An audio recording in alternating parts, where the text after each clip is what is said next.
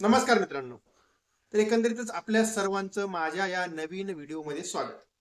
अर्थातच आजचा आपला विषय आहे का आज मार्केटमध्ये आपल्याला करेक्शन का बघायला भेटलं. आता त्याची कारणं आपण जाणून घेणार आहोत आणि त्यानंतर पुढे काय आपण ह्याही गोष्टी जाणून घेणार आहोत. त्याकरता सगळा व्हिडिओ पूर्णपणे बघायचा आहे. आपण आपल्या चॅनलवरती जर नवीन असाल तर पहिल्यांदा चॅनल सबस्क्राईब करा आणि त्यानंतर आपला टेलिग्राम चॅनल त्याची लिंक डिस्क्रिप्शन मध्ये खाली दिली आहे. त्या लिंकवरती जाऊन टेलिग्राम चॅनल सुद्धा आपण जॉईन करू शकता. आणि मग आता आपल्याला नेमकी जाणून घ्यायचं आहे का आज मार्केट का पडलं. आपल्याला या ठिकाणी काय बघायला भेटते बघा. इथे हा जो मी काल आपल्याला बोललो होतो व्हिडिओमध्ये आणि काल मी सांगितलं होतं काय 25,020 च्या खाली जर आपण गेलो तर मग आपण आणखीन खाली जाऊ आणि 25,150 वर जर गेलो तर आपण वरती जाऊ. आणि मग आज आपल्याला जी काय आपली ओपनिंगच गॅप डाऊन झाली आणि त्यानंतर आपण ही लेवल तर आपण सकाळीच ओपनिंगला तोडली आणि त्यामुळे मग आपल्याला फॉल आणि फॉलच असा दिवसभर बघायला भेटलं. ओके, पण आता याच्या पाठीमागची काही कारण आहे. आता काल काय झालं तर काल जो डावजोन्स आहे त्या डावजोन्स मध्ये आपल्याला करेक्शन बघायला भेटलं. साधारणतः 150 पॉईंटच्या आसपासचं करेक्शन डावजोन्स मध्ये बघायला भेटलं. त्याचं कारण असं होतं का तिथले जे फेडचे चेअरमन आहेत आपले पॉवेल्स आहेत ते एका ठिकाणी भाषण करणार होते संमेलनामध्ये आणि काय असतं का कधी कधी ते काही पण असं बोलतात तर त्याचा फटका मार्केटला बसतो आणि म्हणून जरा गुंतवणूकदारांनी सावध पवित्रा घेतला आणि जो डावजोन्स मध्ये आपल्याला काल करेक्शन बघायला भेटलं. पण आज डाव फ्युचर प्लस मध्ये होता, त्याला आज काही प्रॉब्लेम नव्हता आणि ग्लोबल मार्केटमध्ये काही प्रॉब्लेम नव्हता. आपला प्रॉब्लेम मी काल आपल्याला सांगितलं होतं काय 28 तारखेच्या आसपास सावध राहा, पण त्या 28 तारखेच्या आसपास सावध राहा ते आजच होईल असंही वाटलं नव्हतं. कारण काय माहिती का 28 तारखेच्या आसपास सावध का राहा त्याचं कारण असेल.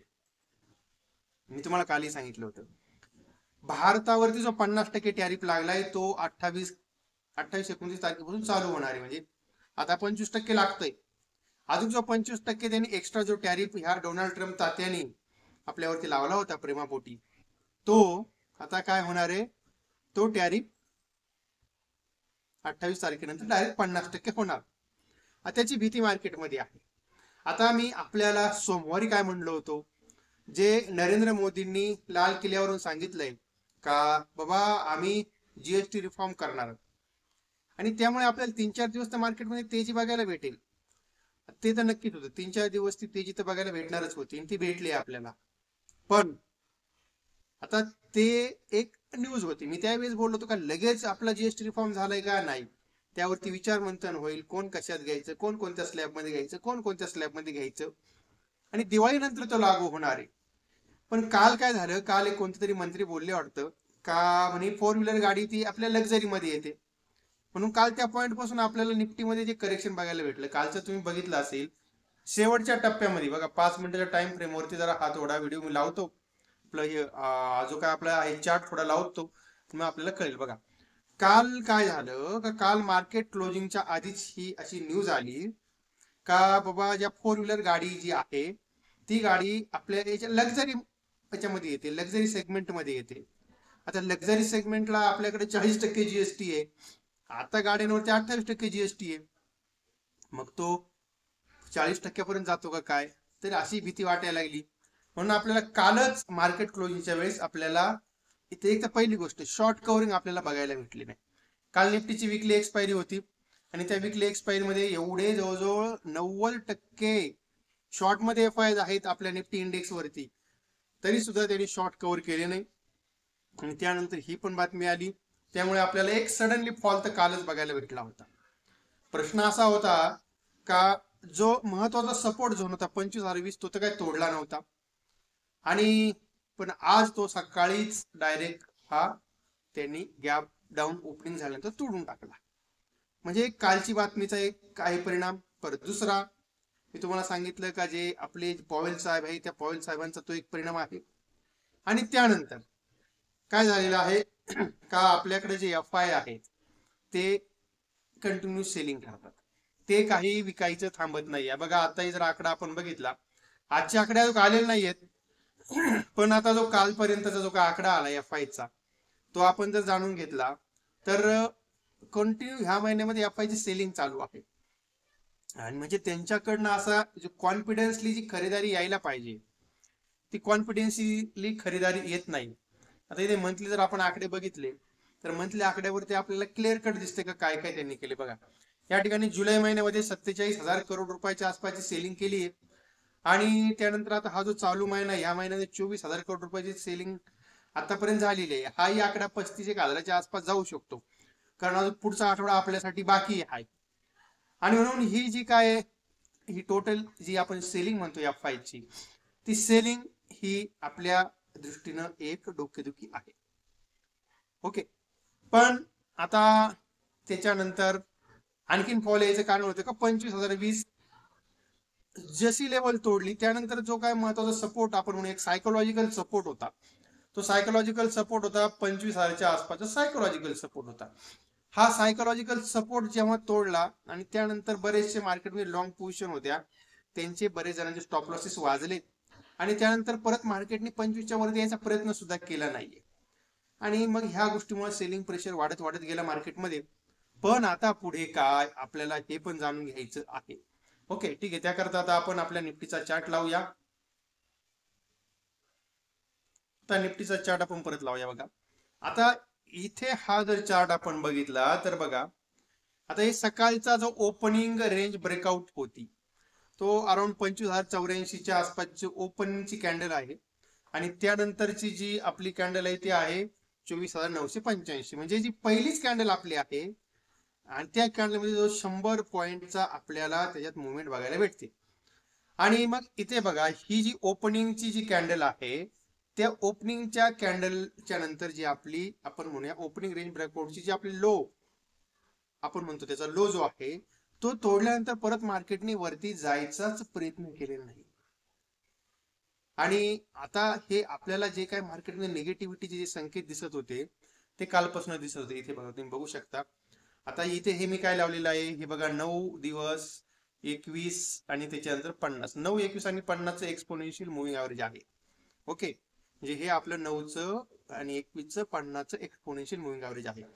आणि त्या एक्सपोनेन्शियल मुव्हिंग ऍव्हरेजच्या वरती आपल्याला जर समजा याला मेन बेस पकडला तर 50 जे काय ऍव्हरेज आहे, त्या 50 आपल्या EMA वरतीच जायचा प्रयत्न मार्केटनी फक्त इथे या ठिकाणी एकदा केला होता.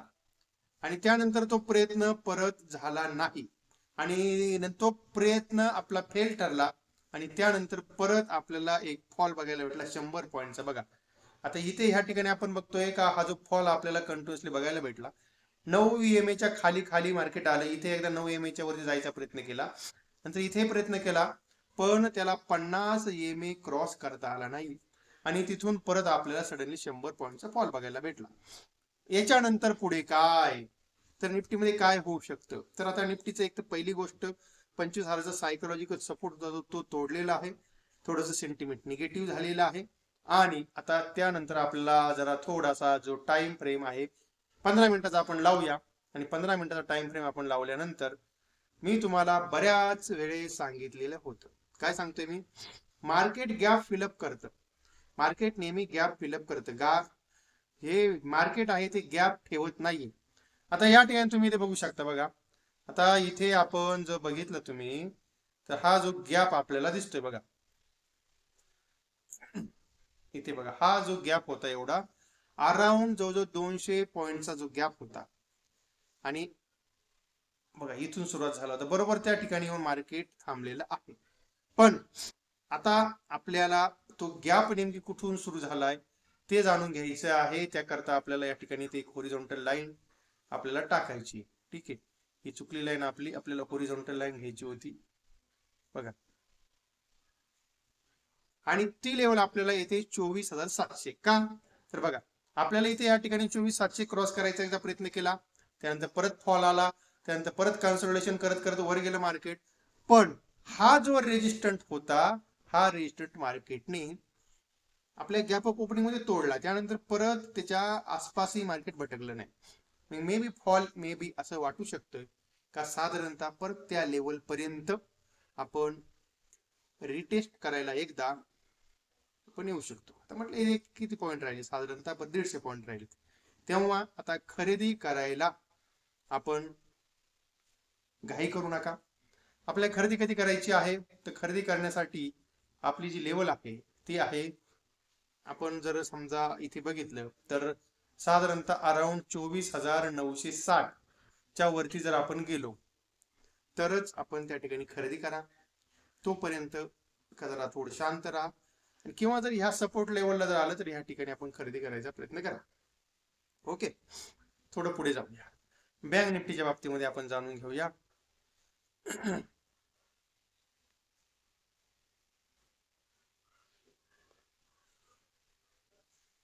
तर बँक निफ्टीमध्ये तर आपल्याला एकदमच जे काय आहे मोमेंटम ती अशी बेरीज बघायला भेटते. आणि बँक निफ्टीने आपण बघतोय का हा जो गॅप आहे, हा गॅप जो होता तो गॅप तर पूर्णपणे बँक निफ्टीने फिलअप केला. बघा, हा इथला जो गॅप होता तो गॅप पूर्णपणे फिलअप केलेला आहे. आणि त्यानंतर आता जो इथला महत्वाचा सपोर्ट होता बघा, हा जो सपोर्ट होता हा होता अराउंड 25,500चा. आणि तो सपोर्ट आज डायरेक्ट सकाळीच तोडून टाकलाय. आणि आता त्याच्यानंतर जो सपोर्ट आपल्याला शिल्लक आहे तो सपोर्ट शिल्लक आहे 55,000च्या आसपास. बघा, आपल्याला इथे या ठिकाणी तुम्ही बघितलं असेल तर हा सपोर्ट आपल्याला दिसतो इथे 55,000च्या आसपासचा जो सपोर्ट आहे, हा सपोर्ट आता आपल्यासाठी महत्वाचा आहे. तो जर समजा टिकवला तर ठीक आहे, नाही तर मग आपण परत अराउंड खाली येऊ शकतो.